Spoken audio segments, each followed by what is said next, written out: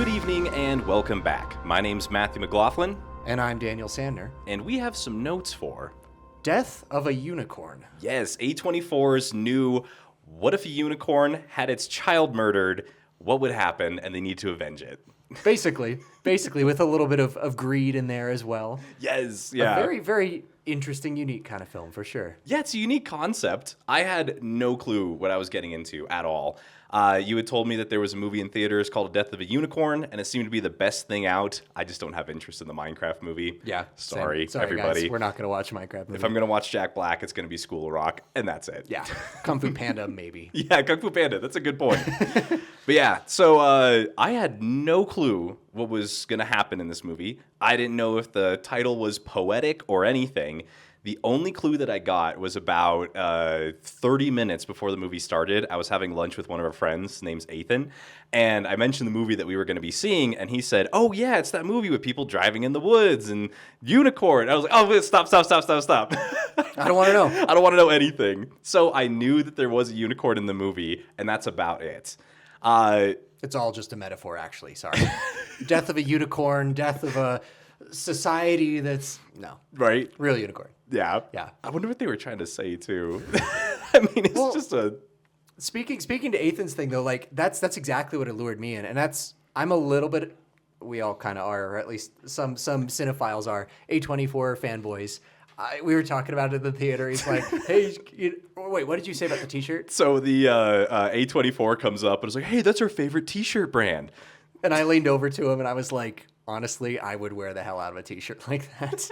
Dude, I keep getting their Instagram ads. No kidding. I get their Instagram ads for their merch. Yep, for their merch all the time. So, yeah. Either way, though, I mean, I admire what A24 does as a company, though, that they're doing more art house style projects. They're not afraid to tackle weird subject matter or weird topics. And this was definitely one of those. And so when the trailer came out, like you're talking about, it was literally kind of the opening scene where he's driving, through this really pretty forest and all of a sudden hits a unicorn. And then it, shows it a little bit that it's a horror movie and then it cuts. And that was the trailer. And I'm like, okay, I'll bite. And so, honestly, that's all I knew going into this too. So it was a fun one to just kind of see. I don't know. Yeah, I definitely wasn't having a bad time in the theater. There's not much else more that I can say. Let's see. This will be a short episode, just letting you know now. Yeah, it starts off in Canada with Ant-Man and his new daughter, Wednesday. Ant-Man and Wednesday. Yeah. And they're late for this meeting, this big meeting that's really important. And I'll give him credit, the setup for basically why nothing can interrupt this trip made sense. I'll give him credit. Basically, he's a lawyer. He's trying to get to this high place in the firm, blah, blah, blah. That's standard stuff. But basically, if somebody hits a unicorn with their car, which is what happens in this movie, and they figure out that they need to do something with it, of course, any logical person is going to stop. So the movie had to overcome that, and I will give them credit. Coming up with there's this life-changing, important meeting that he has to get to so that he can protect his daughter and keep her in a good space in life and everything. That was good enough. It really was. It made me believe, like, okay, that's why they took this mythical creature and threw it in the back, because they'll just deal with it when they can, but they need to get this done first.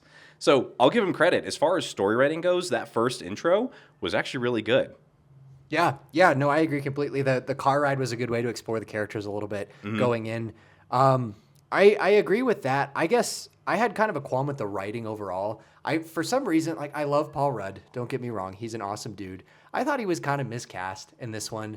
I felt like, he always plays kind of these dim-witted pushover characters, but the fact that he was an attorney at all did not register to me for a while. No, there was no strength at all. His character really didn't know what he wanted to do except for get pushed over. Exactly. That was it. And by the end of the movie, like, he had a moment where he had his comeuppance and he ran away from the unicorn to save his daughter and all that. But I don't know. He felt a little miscast to me personally. I thought the whole gelling of the cast was a little weird, but we can get into that more. It became apparent to me in that car ride right off the bat, though, that he's just kind of your floppy everyday guy, and him, getting frustrated and like, no, I got to get there on time and all this stuff.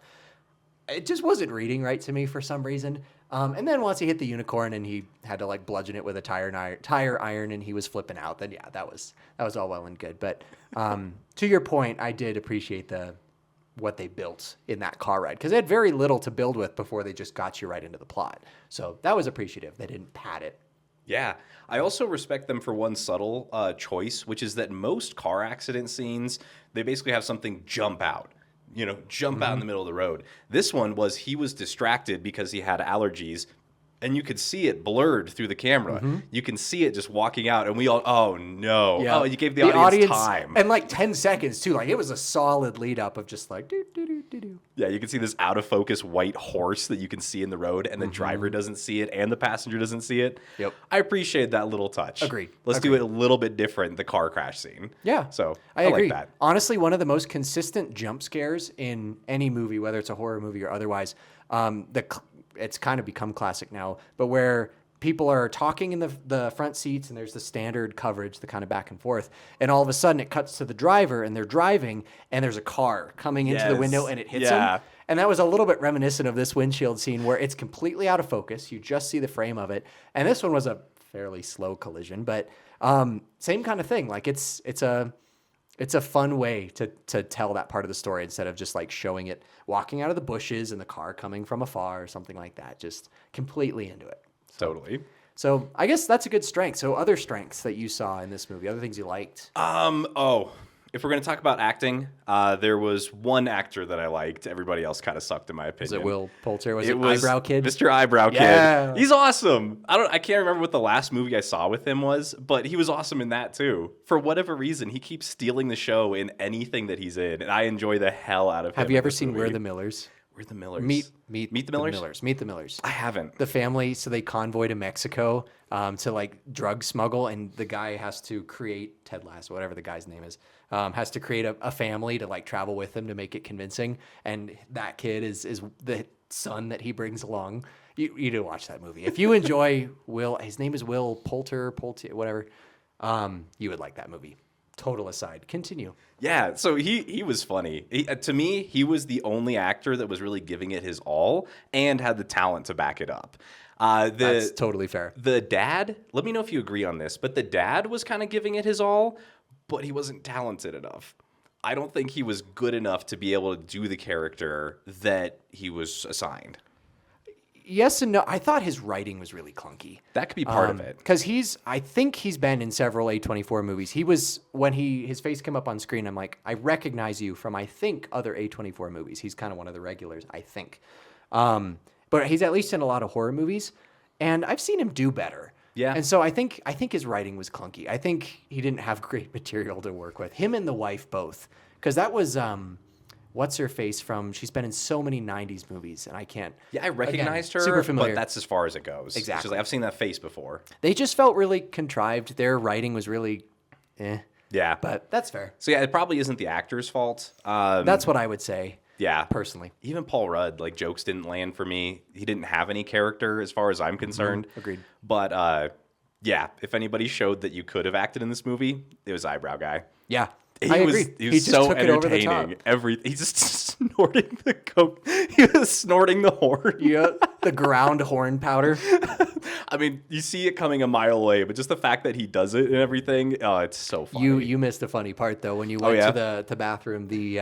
He took some of the powder and he actually put it in a pipe and he lit it up and it was like sparkling like pink sparks.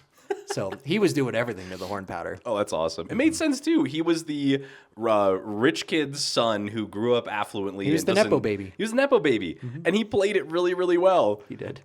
Even the line about like, there's the dead baby unicorn, which there is a dead baby unicorn in this movie. It's just lying on the concrete in front of everybody. And he's standing there and he's like, I don't think I should be in swim trunks for this. Even that was hilarious. Total vanity the whole time. Yeah, he's just worried about his outfit. Yep. He's like, oh, and don't print it on glossy. That's glossy is gauche. Gauche. Yeah. He's like, gauche. don't print it on matte. And glossy is gauche. Well, he reminded me a little bit of if you've ever seen Voyage of the Dawn Treader, the Narnia, the third one. He plays an arrogant little kid in that one too, and that's when he's younger. This reminded me a little bit of that, except with like a even more of a narcissistic Nepo baby twist.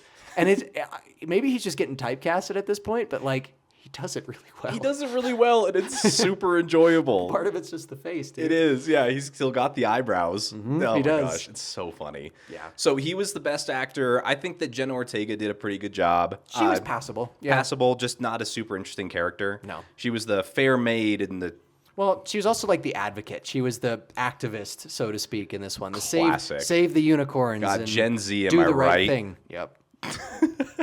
Yep. Exactly. But yeah, so she did pretty good. I think my second favorite character though was Griff. Oh yeah. Dude, I butler Griff. was kind of hoping that at the end of the movie, Griff was going to get some sort of like, oh, he speaks for the unicorns or something like that. I was because he was just this pushover of a butler guy who was super cool, and he had like his own little personality in and throughout all of his buttling stuff. But I was hoping at the end that he was going to like walk out of the woods with like a unicorn, like petting it or something. He's like, yes, I've been in touch with the unicorns as I've held this estate for decades. And I'm like, That would be hilarious. That actually is a great fun I was twist. expecting it. It would have gone along with the style, actually, too, because their style, I think, was 75% baked. Because I would say that it was there. They were going for a stylistic approach, both how it was shot and how it was cast and all these other things. But it just didn't go all the way. But I think that goes along with the style. I think so too. I think Yeah. that's a good note. I'm like, well, I mean, if he's the Alfred to this estate and he's been there for like decades, yeah, why is maybe he bald and speaks for the everything? unicorns. Yeah, Maybe it's because he got healed in the past by them. That's why he's indebted to the unicorns. Maybe it makes a weird haircut. Whatever. I don't know. You know, that's fully what I was expecting. Though, came was back for with him to. glowing rainbow hair or something. That would have been great. It's just rainbow eyebrows. He doesn't get the Yeah, full hair. yeah, he's just like these bleached blonde, just like clean, Mr. Clean style. Yep. Amazing. So yeah, no other things like you said, Jenna Ortega was passable. I thought that the acting was as good as it could have been for the script. Yeah. Honestly, the script was, like some stuff was really good, some jokes landed, but overall the movie felt a little bit like the director's first movie. Maybe it was. I don't know. I need to look it up. But it kind of felt like a first movie where it was a really good idea, executed like you said, like 70 to 80% of the way. And then there were moments where it was just like the pacing was really off or something like that. And so like I wouldn't fault the actors at that. I think they did really well. But yeah, I think it was script or something, screenplay. Yeah, something. it was just off. Yeah, the execution, the commitment just wasn't there, which is a common theme on this on our show. Yes. Commitment. Commitment Commit all the issues. way. Exactly. But the landscape was gorgeous. Like a movie set in like Banff or Yeah. wherever they were. Miranda, if you're watching, this was shot in Canada. That'll annoy her. Anytime a car commercial comes up or anything, I Canada. elbow her. I'm like, you know where that was shot? That's Canada. I mean, for good reason. It was It's pretty. gorgeous. It was really It's pretty. absolutely gorgeous. And the cabin that they were in was cool. I mean, it was smart of them to just kind of stick with the one location, and they had the woods occasionally. So they kept the production part really simple, so they could make maybe the unicorn CGI look better. I don't know. Yeah. So That's a good segue. Character design. For me, I would say that the baby unicorn, I appreciate. I really do. I appreciate that they went to the lengths of making a physical prop for the baby unicorn. Yeah. Made sense. It probably made production easier. I wasn't a fan of the design, is what I would say. I think that I don't know, trying to make them a little bit too fantastical and less unicorn that we know, if that makes sense. Like the lion tail instead of a horse's tail. No real mane, if I'm remembering it correctly. And they had Yeah. like sharp teeth and stuff like that.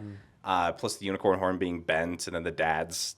Basically, I wasn't a fan of the unicorn design. I know it's because they were trying to go more horror, you know? What if this is actually what they were like and they just put them in the tapestries wrong or made them look cute or whatever? Right. But it just didn't ring for me. okay. Yeah. Okay. I dug it. I liked it actually. I liked that it was distinctly different from the norm, and I actually liked the dad's horn because it looked like a spine. So it was scary. The horn itself was scary. I liked the glowing part of the horns. That was a fun little extra thing. The electromagnetic stuff was interesting, but like tying in that was fine. the auroras into it was kind of an interesting way to go. So I dug it.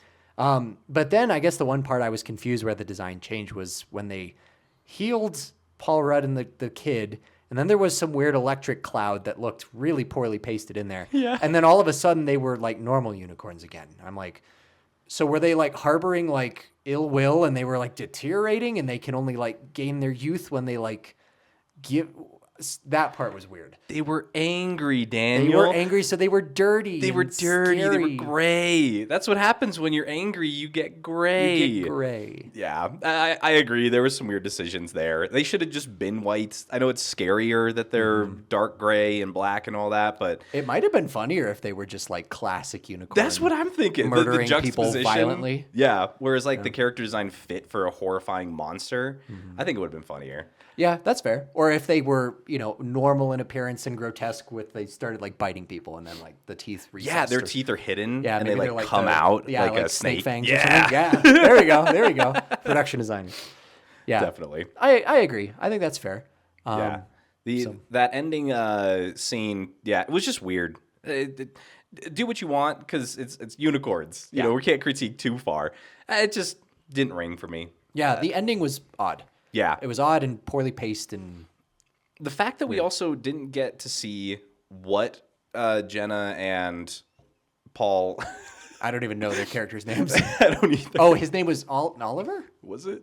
It might have been. I I don't think know. you might be right. Something like that. Continue. But yeah, the fact that we didn't get to see what they had seen with their mother, like basically that had nothing to do with the movie. I get that No. he made a promise to their dying mother, the human mother, Jenna's mom, his wife. I get that he made a promise to her, but we don't find anything except for that. True. Like True. we could have not mentioned it throughout the entire movie, and then they could have said, "I made a promise to your mother when she passed away last year," and it would have been the same effect. Yeah. It's because there was no payoff for the setup. They set it up well enough, but we got no payoff. So it was See, I'd even beg to 75%. differ. I don't think they set it up very well. She think was so? so preoccupied researching unicorns, and then she said that she saw her mom in the Yeah. vision with the unicorn. I thought That's it would have true. been better if she would have gone the route of like trying to reach her mom through the unicorn, and maybe then going into research, or maybe the unicorn horn like spoke to her a little bit, or would give her flashbacks of her mom to kind of hammer in the point that that's the sorrow that she's facing. So then when the moment came that Paul Rudd had to save her and be like, "Look, I'm doing this because I promised your mom this," and then it would mean even more to her, and it would make his character make more sense. Yeah. I felt like that was my disconnect, but I see what you mean. No, I totally agree with what you're saying too. The fact, I keep saying the fact, they tried to set it up, but then when there was a picture of their mom showing them the tapestries with the unicorns after she got diagnosed with cancer or whatever it was, and then Paul Rudd's character, there's just no. I don't remember filler. that. I don't remember that. I don't remember and then that. he's like, "No, I do, but shut up. You can't say it right now." And that's all we get. Yeah, and that's just it. him being a pushover. Like, there could have been so much tie-in, and could have. that makes me wonder. They went to the trouble of filming it. They went to the trouble of getting the picture on the phone. They went to all that trouble making the movie like that. Yeah. Just ended up on the cutting room floor for some reason. Maybe the studio is like, we need more entrails getting ripped out by unicorns. This is what people paid to see. They didn't pay to see. And actually, that's a fair point. There is a little movie called Cocaine Bear that I was like, yeah, I'm going to check it out. Like, it was like Elizabeth Banks and like a CGI bear that gets into a thing of cocaine.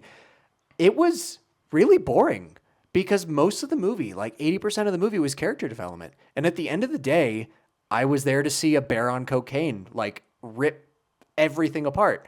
And there was very little of that. So it actually, to your point, I actually kind of think that could be a reason. Is the studio is like, no, we actually need like a final showdown with the unicorns. Screw your parent drama. We only need this so then we can have characters kind of laced between the moments of mayhem.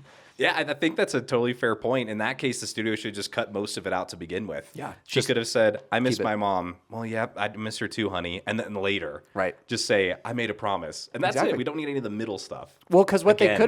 they could have even had like the two of them after that conversation where the whole family was there and they were trying to like win him over, but he was, she was trying to win him over. They could have like stepped aside at the end of that and had a thing where he's like, honey, like I'm trying to like support you and like, land this and all this. And he had a couple of those moments, but like in particular with the art and just being like, we got to just like push through this or whatever to establish a little more of the fact he's trying, kind of.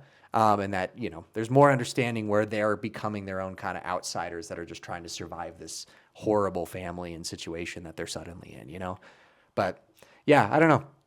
Yeah, it was just a movie of interesting decisions. I think that the unicorn fighting and everything and Stabby McStabberson was fine. It was fine. That's what people paid for, you know? That's where everybody went to the movie that knew it was going to happen, went for. Right. But yeah, I think that it just missed the mark on even becoming like one of those guilty pleasure movies. For sure. Again, It's definitely it a just one and done. Missed it. Yeah.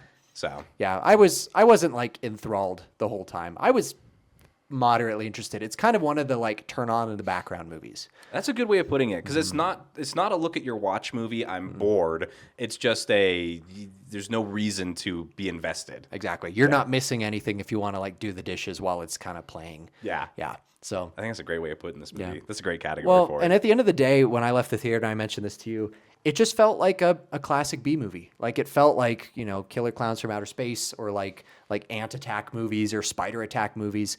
Like there's Hey, one. don't put any don't put any bad stuff on Ant Attack movies. Them is fantastic. Those things are great. Them. Have you ever seen that movie? Them, I have not. Them. THEM. I think exclamation point. Is it actually ants? It actually is ants. my I'm not gosh. even kidding. It's actually a really good movie from the 50s. I think it's black and white.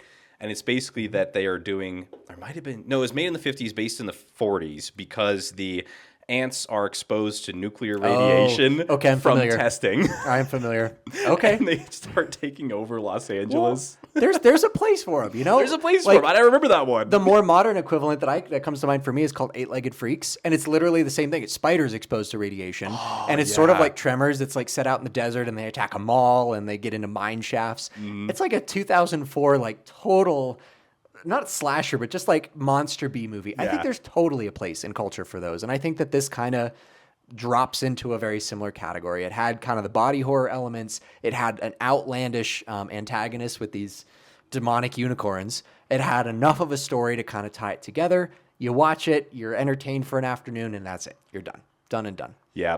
I wonder what I guess the secret sauce to make it one that was memorable is probably with those characters, the writing, and the acting. Yeah. Because, we even remember, as far as the horror genre goes, we even remember, what was it, Progressive? Their commercials. Oh, yeah. We're Yeah. making fun of them. Let's hide behind the chainsaw. Yeah, it's because they committed to making fun of it. Yeah. So the tropes. Yeah, and Yeah. Them was one that was back in the day. Eight-Legged Freaks, is that what you said? Mm-hmm. Yeah. Probably sticks out in your brain because it was, good in some Yeah, aspects. has nostalgia moments. But yeah, I think this one's probably just going to fall into the I forgot it. Yeah, for the most part, I admire the interesting concept. At the end Yeah, of the day, concept making was fun. something that, culturally we kind of know as a fluffy, fantastical creature being a cold-blooded killer is kind of fun. The idea, and I think it's just part of unicorn lore, but the fact that they could use parts of it to heal themselves. That was great. Yeah. I thought that was an interesting world building thing. Agreed. We didn't have any rules, which was kind of the hard part of this. Like, you don't figure out how far the magic goes or what it means or whatever. But that I think it's aspect all was right. good. Yeah, exactly. I will say one thing that I'm tired of is the dumb rich family, being the evil guys. It's not that there isn't a place for that. I think I'm just tired of seeing that. Yeah. It's just a me thing. I think we see it in so many movies. That's fair. Yeah, or the rich entrepreneur, like, Jurassic Park style, trying to capitalize on interesting animals or, Yeah, just- unique blood or rocks in like Avatar or something like that. being completely blind to the very obvious thing. And I know that that's the point, but everybody does the same thing. Yeah. Have It's some an easy, nuance. An easy story to tell. Yeah. Yes. Yeah. Yeah. Or at least like challenge it within like the family dynamic. Like I think that's what I appreciated with ones like Knives Out or something where they take Knives the Out more was great. Yeah, they take the more approach, or like Clue or something like that, where within the chaos they develop each of the individual characters within the family or the friend or whatever unit and make them like bet against each other at certain times and cross each other. And the boy kind of did that in here. Eyebrow Kid kind of, it was so predictable, but whatever. Yeah. So yeah, something like that to distinguish it. But this one, it was pretty run of the mill. You're right. Definitely. Definitely pretty trope heavy, and the spin was what was attacking, not so much how it was doing it. Yeah, also, can we talk about the jump scare that just made no sense? The door one? The door one. So, okay, all of a sudden we see the unicorn and the shot of it like appearing because the light's flickering because it's a horror movie. in a So we have hallway. to have that. It's in a hallway. And then all of a sudden it jump scares right at the door. Doesn't do anything else. Doesn't do anything. We cut away and now all of a sudden it's walking, and we can hear the creeping outside, and that's where it jumps and busts through. Yep. Wait a second, its mouth was literally in the room, and all of a sudden it's now just walking around And it's outside. like waiting for him and his daughter to have a hug moment before it breaks the door Was down. it like they forgot that they needed a jump scare know. because I don't it's know. classified as a horror movie? Yeah. See, it's stuff like that as you mention it, and even the goons, the like protective squad in the family that were like firing guns at it and trying to kill it in the courtyard. It's stuff like that, and how poorly executed it was. It makes me think this was like a first-time director movie because I think so. they were out there like pew, pew, pew, oh. and like firing bullets in the direction of all sorts of other people, and the guns were like really quiet. Yes, I wanted to bring that up. I was talking about that They're to like, myself in the "Psh," car. and they were like, yeah, so we're gonna go over. Psh, psh, we're gonna go over and they were like silenced. yeah, they had. It sounded like they had silencers This on. is and the they didn't. studio that made Civil War. I know. They made Yeah. they made a Civil War movie, and they got the guns, if I remember correctly, pretty right. Really, really good. really, yeah. really good in that movie. Yeah. And here we are with this movie, and the guns are like, bah, bah, bah. Yeah, They're that was just so. having a casual conversation with like my a bunch of people shooting Yeah. automatic guns. Just oh my gosh, yeah, they were out there. Oh my gosh, yeah, the goons tropes were hot and heavy. I've never seen red shirts dressed in black. You know what I mean? Yes, yeah, you're right. The Dudley Do Right bounty men just needed the ride their own unicorns out and around. Yep, That'd be yep. kind of funny actually. Yeah. So I don't know. I mean, overall, like you said, it was a movie. It was a movie. I wouldn't say it was horrendous. I think within the genre it was in, it was fine.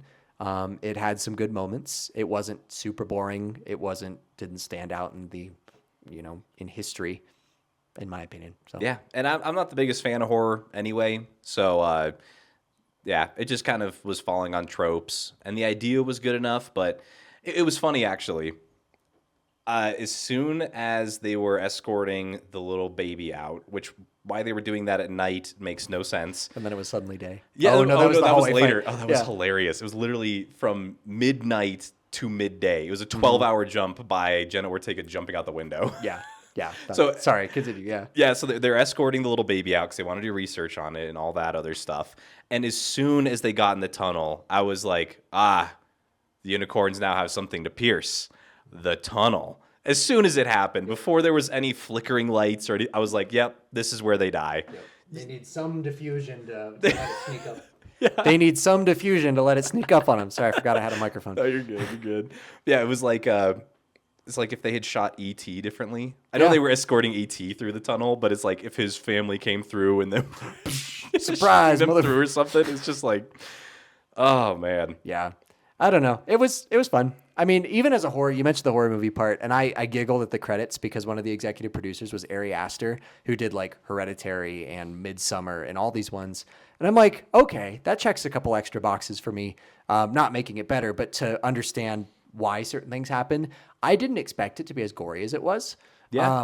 And it wasn't, I mean, it was the kills were over the top and everything. I expected some of that, but like a unicorn like ripping a woman's entrails out, I was like, oh, okay. I don't know why I wasn't expecting that, but then when I saw his name at the end, I'm like, okay, I feel like there was maybe a little bit of a, no, we gotta nail in the point that these are, supposed fluffy creatures that are cold-blooded killers because they have to be or whatever. So when I saw that, I'm like, that's just funny, but I don't know.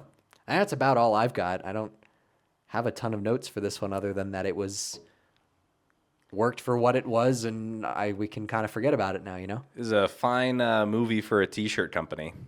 Very true.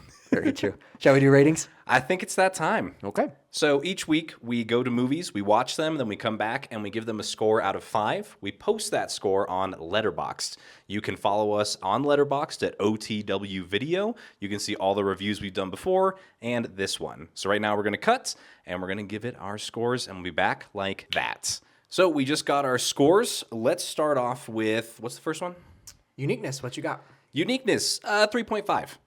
I'd say a 3.5. The idea got it all the way there, and then the falling into tropes and forcing jump scares in there brought it back down. So a unique premise, going with a killer unicorn and its family. Yeah, I enjoyed that part, and then the rest of it, there just wasn't anything else. So uniqueness, 3.5. Yeah, I exactly the same score. You can tell that was, in the pitch meeting, they're like, so what if we had a killer unicorn attack this family or whatever in a house in the middle of the woods. They're like, amazing, do it. That was it. That was it. You know, they got us on the pitch. The idea was unique. That was pretty much it. Yeah. So, okay. Second one is cinematography. Cinematography, I give it a 1.5. There were several shots that I was watching in this movie that were just really boring. You know, shots in the warm rooms where the characters are kind of muddled with the background, where they were underlit, the car scenes and things like that, where things weren't hidden super well, or lit super well. The forest scene was kind of fun. There was some stuff with the hallways with the CG I thought the CG animals were ingrained well enough in the shots, but yeah, it felt pretty bland in a movie where it could have been really kind of an outstanding characteristic, I thought, where the cinematographer could have really kind of taken more control. So yeah, 1.5. It was pretty bland. Yeah, I'm at a 2. I can't say that there's any reason to go a half star higher than you, because I agree, it just wasn't very good cinematography. There wasn't a shot that stood out, and there weren't any that were absolutely atrocious, but I also can't forgive the and I guess you could call it cinematography, but to go from it being pitch black inside the house, it's literally like midnight is what it felt like. And then all of a sudden from somebody jumping out of the window, and now it's midday noon, and you can literally see the perfect straight down shadows of the tree. Yeah. It makes you wonder if that's editor or cinematography. It makes you wonder if there was something that was cut, and at the end of the day, they're just like, crap, we just have to. Nobody's gonna notice. Cut these together. Well, we did. Yeah. Well, to that one point, one of the things that killed it for cinematography for me was the kills of certain people. Were really hard to kind of tell what was happening. So like when Paul Rudd goes and stabs eyebrow kid, he like the camera is over his left shoulder and the kid's over here and they're like in the lower left of the frame and the camera's kind of revolving and then he stabs and then the reveal you get is nothing. Like the camera is above his chest where he was stabbed and then he goes and stabs Paul Rudd and you can kind of tell that he stabs him with an arrow, but you're like, what's happening? And then they like go apart and they fall over. And I was like, what just happened? I mean, I know people were getting stabbed, but there was nothing that like clearly showed, you know, tension and what was happening. So I was like, what is happening? There were a couple moments in the movie for that. So yeah, that's actually, why I gave it slightly lower marks. That's actually a good point. Something we didn't talk about was actually props, and this brings up a good point. With the unicorn horn stab that Paul Rudd did, you can tell that they didn't want to add any blood effects for some reason, and that it was basically just, we need to do a stabbing action and then cut away to the unicorn horn because we painted it red. True. And that's what they did. Pretty much. And that's great for a student film. That sounds so harsh, but seriously. Not for a movie that was, I don't know, this might have been a $15 million budget movie. Maybe anytime 30 there's- with the CG. Anytime there's 6 zeros in a budget, come on. Anytime it's in the millions. And then the other prop thing that we didn't talk about, it's not pertaining to cinematography, but we were chuckling the entire time, was Eyebrowed Kid and his freaking bow. First off, they called it a compound bow, and then later it was just a standard recurve, so that was wrong. $15 million. $15 million, yeah, you got to do a little bit more with your emotional stab on the best character, too. But yeah, and then later when he's like trying to defend people or hunt them with his bow, and instead of holding it like a normal bow, he's just like twisting the string. That was funny though. I mean, as a character choice, that was funny to show how ignorant he was. And I couldn't tell if it was on purpose. I think it was. At one point, the bow was just sitting there, and he wasn't holding the string, and it was still drawn, and there That's was true. a lack of tension. It was like it was a complete. What's that dude on Instagram who always talks about like props that don't make noise and everything, or are safe and all that? Yeah, he's the guy in the baseball cap. Yeah. Yeah, he's like, this is a cinder block, but it's made out of like foam. So my guess is that they didn't have an actual bow that they could use, so they just went with one of those because they had it, and then he was gripping it and he didn't know how to grip it, but it made it look so bad. And then there were a couple shots where it literally doesn't have tension, so there's no way he could even shoot the arrow. That's probably why. So he couldn't shoot the arrow. I guess so. For safety on set. But he said he'd been practicing it. Anyway, yeah, it's just... It's funny. Well, the other thing that killed me, speaking of cinematography, and it was less about props, but more about just the direction of the effects, was every time somebody got lit by an effect that was happening on set, whether it was a gunshot, a flashlight, sparks and whatever, it was done digitally. I don't know if you noticed that when the Eyebrow Kid is pointing his flashlight, they just got handed the flashlights in the circle and he pointed it at Jenna Ortega's character. She was lit. They did day for night in the scene and then they just masked out a flashlight on her. excuse me, and then like up to the exposure, and it was just this digital like gross looking. There was no fall off that was harsh that made it look like a flashlight. When they were out on the patio and the unicorns made that weird like fart cloud bubble weird abomination of a thing, and they were there reacting like out there, it was all of the stuff on their face was just like adding like purple and green like saturation levels to their face. Or the gunshot, same thing. Yeah. I'm just like, practical set lighting, y'all. Can you flash some lights on their faces? Do The something. flashlight, like it's a close up. Have someone shine a flashlight in their face. Like, come Yes. on, guys. You know, so, when you so just- many of those things too. You just made me realize something. We'll move on to the next category in a second. No, we won't. Yeah. The whole dark cloud ball resurrection thing at the That end was so weird. I just now wish to God that they would have just done a rainbow animation instead. That would have been really funny. And maybe that's what this movie needed, was more of the stupid, absurd, stupidity, crazy. stupidity. Yeah, like that actually would have been really funny. Or if one was like in the horizon over the mountains, just like Yeah. like Skybeam style, just that would have been really funny. That would have Actually, been funny. yeah, fair point. Fair point. Okay. Yeah, so there's definitely some qualms with the visuals in this Yeah, movie, definitely. whether it's props or cinematography. So, how about the story for you? What'd you think? Story's a 1. There kind of was one. There was a story in the fact that they hit the unicorn and they got to the place. That's about. So there was a story in the first 15 minutes. And after that, there really wasn't one. The characters who had no depth died, and the unicorn's parents showed up, and it was daylight. Yeah, 1. Beat by beat, beat by beat. All right. I ended up giving it a 3, and my reasoning is that, okay, so my standard for a 2.5 is that a movie is average, like middle of the line.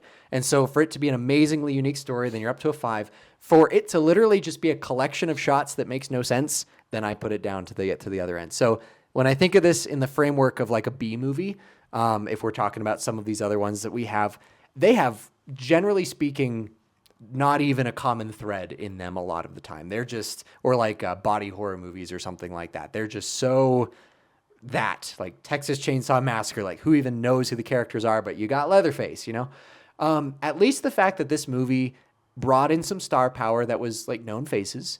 It had the attempt of human emotion with the dad-daughter dynamic and the evil family, and establishing, I wouldn't even say establishing, they didn't really establish any characters, but giving each of the characters moments where they could shine and show a little bit of who they were, I did admire. So in that way, a half a star above average, if average is being, the standard B movie. So that's the reasoning for the 3. It sounds high, but that's why. Hey, no worries. All right. The next one is Execution.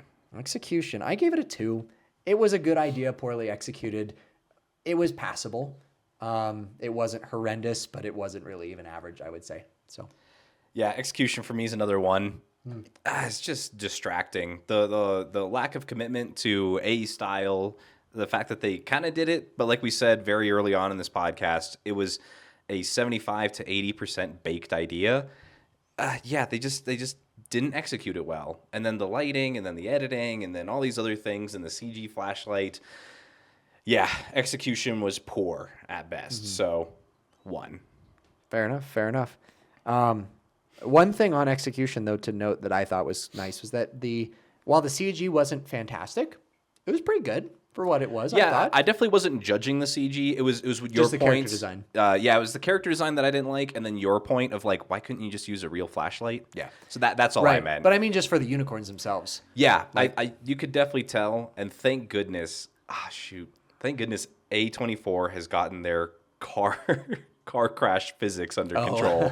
What was that movie where the car is just like going and then all of a sudden like flips randomly off the bridge because it yeah. had to go off the bridge? I don't. Is that A24? It I don't was. know. It was definitely A24. I just can't remember what movie it was. They have some weird car crashes in their movies. Their Yeah, physics are just all over. And they at least got it more right. They the did. Volvo they did. crashed kind of correctly. Well, and like, And I'm if not judging was- it that hard. We can tell it's a lower budget for them. Right. And they had to spend it a lot to get the actors. So as far as CG goes, I'm not judging this movie on its CGI. Yeah. It's just the weird things, especially for execution of like, why couldn't you just shine a flashlight in their face? Right, right. I think it just comes down to maybe just a new team or something, a new director. That's really what I think. So at the choice of shooting a lot of the unicorn stuff in dark to cloak the bad CG or the it's fine. not up to budget, great. That's why when she fell out of the window and they were still running, for me, the more jarring thing that immediately came to my mind was, oh, now they're going to have to show the unicorns in daylight. Yeah. I'm curious how this is going to hold up. You were just like, what is this time shift? Why is it daylight all of Yeah, a sudden? And which is also totally how fair. fast she fell. Oh I my want gosh. somebody to calculate that because she definitely She's died. dead. She's dead. Somehow she was at terminal velocity jumping out the second story. I don't know how that happened. She didn't even have the wind knocked out of her. No, It's like, it's yeah, just the like, bush is fine. whoa. Makes you wonder if it was definitely a fun Texas shift though, where stunt person falls out a window and Jenna Ortega climbs out of the bush. Oh, I don't even think it was a Texas stunt switch. person. I don't even think it was a stunt person. I am 99% sure that they maybe took like a picture of her, stretched it, and blurred it, and just went, whoop. That's possible. Because Did the some camera comping. probably didn't hold long enough. So they had to make it fall way too fast. Well, they would have had That's to my add the bad. bush, so yeah, it probably wasn't a Texas switch. That's all right. Okay, sorry. Continuing. Were we on execution or immersion? Did execution last. Okay, what did you put for immersion? Immersion, a 1.5. I was there. I wasn't checking my watch. I did because I have stuff after this, but I wasn't actively checking my watch. So immersion was a 1.5. I was there and I wasn't actively looking away, but there was, there wasn't much more than not looking at my watch. Yeah, honestly, same. Same score, 1.5, same reasons. Like, I wasn't bored, but I certainly wasn't like gripping at the next scene, which is why it made me think this would be a great movie to watch while like cleaning my house. So, okay. Next one is emotional connection. Emotional connection. At the end of the movie, like, I understood what all the characters were fighting for. They tried to tug at your heartstrings with the whole mom thing, although she was completely underdeveloped. Hell, even the unicorn, like, trying to get to their child, they tried a little bit of that. It fell flat. Like, I didn't relate to a single character in any way that was, more than super surface level. And I think that really fell to the writing and the pacing just being pretty blah. Even though, like, I liked most of the characters as actors. I think they're all good actors. I just think it was a poor script. So I gave it a 1. I don't, honestly, I was there for the unicorn carnage, probably same as everyone else. So screw the characters. Yeah, for me on emotional connection, it's a 0. This is probably the biggest failing of the whole movie, and I think this is why it'll be forgotten very soon, instead of being something that sticks around as a fun B movie or whatever, is because there's not much to latch onto. Yeah, just the Will guy, like you said. That's it. With him being extra quirky or something. He's funny, and then that's literally the only redeeming quality from emotional connection is that. So. But that's not enough, and then we don't even get a satisfying death for him or anything like that. His death was just like kicked in the face, and you're like, oh. Yeah. Yeah. So 0. There was no emotional connection for me. A couple jokes, don't give me any points. Yeah. So. Yeah, I'm completely with you. I didn't think of a single character other than the butler guy who I actually wanted to invest in further and just be like, I kind of want to know more about him. I even felt bad for the cops afterwards. I almost have negative emotional connection because I was like, the cops just arrested the people because they thought they killed the person and they were crazy saying that unicorns did it. And the unicorns just run the cops into the... I was sitting there like... That ending what did the scene was cops do? Weird. I could have gone with the cops just not showing up. They were left at the house and then it cut. Or maybe more unicorns emerged from the forest and like gave them a whinny or something. I don't know. They could have stopped in the middle of the road, and then the cops and the butler and all these other things are now witnesses seeing it. Yeah. So then it's like, okay, we know they're going to get out. There's your satisfying ending. Exactly. But no, they just ran them into the river. The unicorns are or like, the you're ocean. one of us now. I fight for you. What? I'm like, what did the cop do? They're still handcuffed. They're going to drown. Exactly. Yeah. I don't know. The ending was odd. I had mentioned this to Matthew. I'm like, so what if the ending was instead like they were driving away in the cop car and then all of a sudden the baby unicorn runs out in front of the cop car and they hit it again? And the whole thing is just cycles. So I was like, that maybe would have been funny, but oh well. To go with the style, that would have been so bad.